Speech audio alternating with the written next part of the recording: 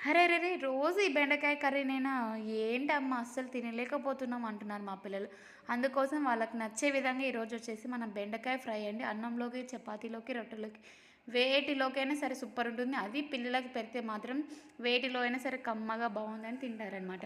మీ పిల్లలు గూడా ఈ విధంగా తినాలనుకుంటే ఈ విధంగా ట్రై చేయండి. అందుకోసం మనం బెండకాయలు తీసుకొని నీట్‌గా కట్ చేసుకొని, బాండీ పెట్టుకొని పొయ్యి మీద బాండీలో బెండకాయ ముక్కలు వేయించుకొని వాటిలో ఉన్న తేమ, జిగురుతనం మొత్తం పోయేంత వరకు బాగా ఏంపుకొని, తర్వాత తగినంత ఆయిలేసుకొని కలిపి మూత పెట్టేసి బాగా సిమ్‌లోనే చేయండి. ఎక్కువ హై ఫ్లేమ్‌లో చేయడం వల్ల మాడిపోతాయి బెండకాయలు.